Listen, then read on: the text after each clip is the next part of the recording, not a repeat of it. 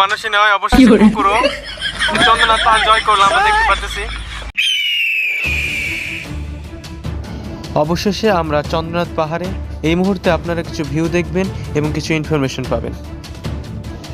আজকের এই পর্বে আপনারা দেখতে চলেছেন চট্টগ্রামের সীতাকুণ্ডের অন্যতম জায়গা চন্দ্রনাথ পাহাড়। আরও দেখতে পাবেন আপনারা গুলিয়াখালী সি বিচ, সমুদ্র সৈকত, সাথে আছে মহামায়া লেক এবং তার ভেতরে লুকিয়ে থাকা অসাধারণ একটি ঝর্ণা। এবং এইখানে আসার জন্য আমাদের যে পরিমাণ পরিশ্রমটা করতে হয়েছে সেটা আসলে অকল্পনীয় ছিল। শুরুতেই যারা ট্রেনে করে ঢাকা থেকে সীতাকুণ্ডে যেতে চান তারা চলে আসবেন কমলাপুর রেল স্টেশনে এবং আপনারা এখান থেকে ট্রেনের টিকিট সংগ্রহ করবেন। সর্বনিম্ন টিকিট মূল্য আপনাদের পড়বে 120 টাকা। ফার্স্ট টাইম আমরা এখন কমলাপুর রেল স্টেশনে আছি। View Kamalapur rail station. তো ট্রেনটা আপনাদের 12টা নাগাদ ছাড়বে, কিন্তু আপনাকে 10টার দিকে গিয়ে সিটে দখল করতে হবে, তা না হলে আপনি সিট পাবেন না।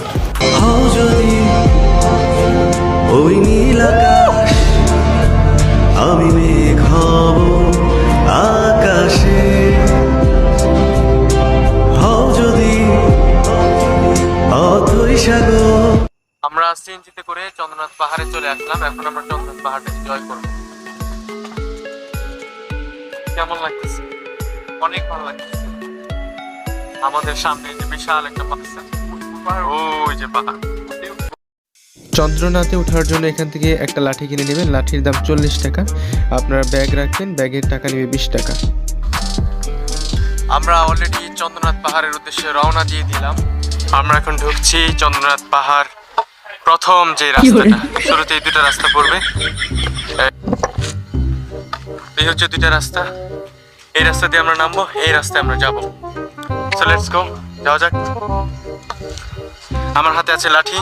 যদি আসাদ কোনো পরিমাণের খারাপ কিছু করে আমি এটাতে তাকে শায়েস্ত করবো। এবং আমরা এখানে অনেক পরিমাণে ইতর প্রাণী দেখতে পাচ্ছি। তো এইখানে একটা প্রাচীন একটা মন্দির দেখা যাইতেছে।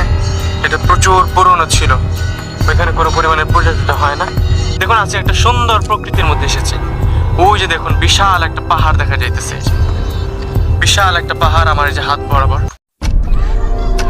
ওই যে দেখতে পারতেছেন আসাদের অবস্থা টাইট। ইভেন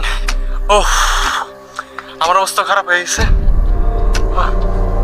আপনারা দেখতে পারতেছেন আমার পিছনে পাহাড়, এদিকেও পাহাড়।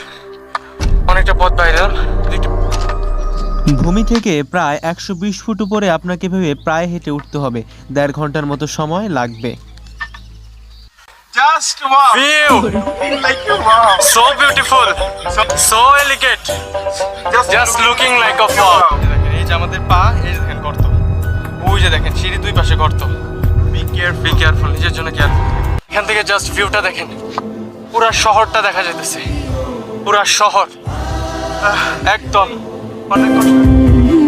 দেখো আলো আলো আকাশ, দেখো আকাশ তারায় ভরা, দেখো যাওয়ার পথের পাশে ছোটে হাওয়া পাগল পারা, এত আনন্দ আয়োজন। প্রকৃতির ভিউটা মানুষের জীবনের সাথে একটা অন্যরকম ভাবে জড়িয়ে আছে।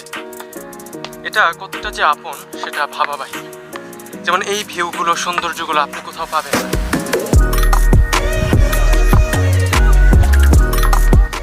আমি একটা কথা বলতে চাই, যদি আপনাকে কেউ মন থেকে ভালোবাসে, মন থেকে যদি আপনাকে চায়, তাহলে আপনি কখনোই তাকে ধোঁকা দিবেন না।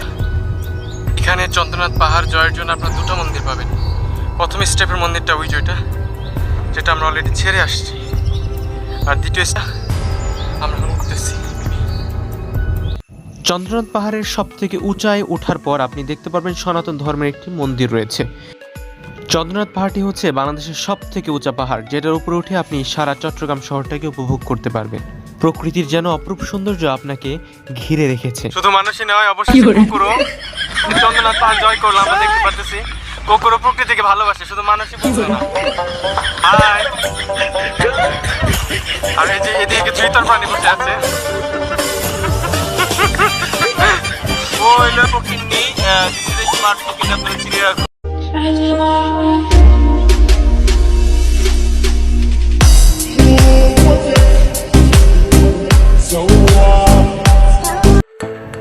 অবশ্যই খেয়াল করবেন যেই রাস্তা দিয়ে আপনি চন্দ্রনাথ পাহাড়ের উপর উঠবেন তার বিপরীতমুখী রাস্তা দিয়ে আপনাকে চন্দ্রনাথ থেকে নিচে নামতে হবে। আর তার জন্য চন্দ্রনাথ পাহাড়ে আপনার ওঠার জন্য 120 ফুট উপরে উঠতে হবে এবং সেমভাবে 120 ফুট নিচে নামতে হবে। টোটাল আপনার 3 ঘন্টা আপনাকে এই কঠিন পরিশ্রমটি করতে হবে। ওঠার সময় আপনি পাহাড়ের গা ঘেঁষে যে বিচিত্রময় প্রকৃতির সাথে পাহাড়ের উপরে উঠবেন, সেমভাবেই অন্যরকম বিচিত্রময় প্রকৃতির সাথে আপনি নিচে নামবেন। দেখা হচ্ছে পরবর্তী পর্ব গুড়িয়াখালী সমুদ্র সৈকত নিয়ে। ততক্ষণ ভালো থাকবেন, সুস্থ থাকবেন এবং আমাদের সঙ্গেই থাকবেন।